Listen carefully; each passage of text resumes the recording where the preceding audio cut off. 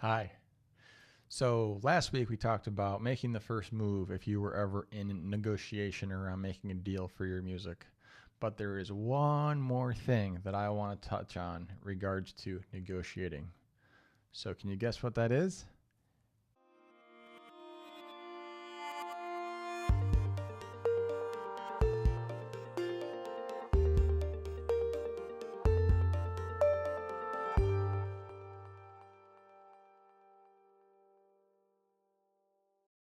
Before I give away today's trade secret, I'm going to negotiate with you to hit that subscribe button. You get notified anytime I make a new video, and I know you love my videos because you're here now. So hit that button. So like I said last week, it's great to be an artist. It's great to make music and build a fan base.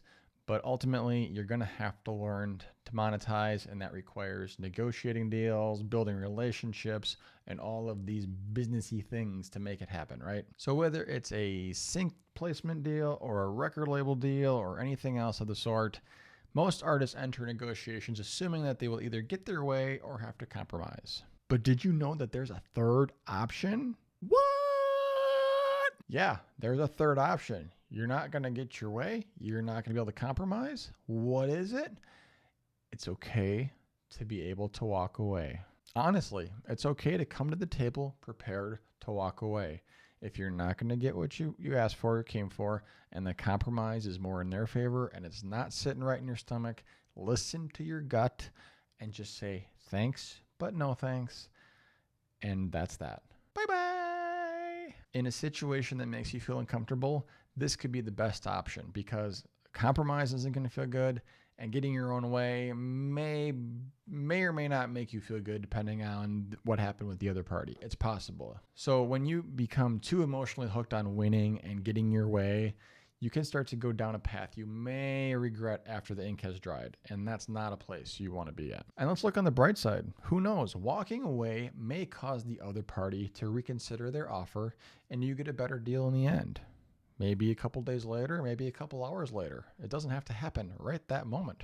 Or saying no to this opportunity is meant to happen because it leaves the door open for a new opportunity to present itself within the next few days, next few weeks, next few months.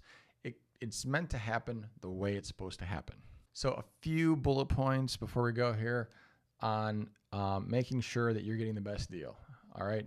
Before you go to the table, before you even touch the negotiating table or the door to the room where that table is, assuming that there is a door, know your real value or your real worth before even negotiating. Know what your music is worth to you. Know what your career is worth to you. What does that mean to you so that you come prepared, knowing that if the offer is too low or too compromised, that you can walk away. If you do consider a deal and sign off on it, be sure that you are 110% satisfied with the end result, because if you aren't, you will ultimately get that buyer's remorse, and that is where those seeds of deceit, that unfortunate regret sinks in, and things might start to unravel. Like, I wish I hadn't done that.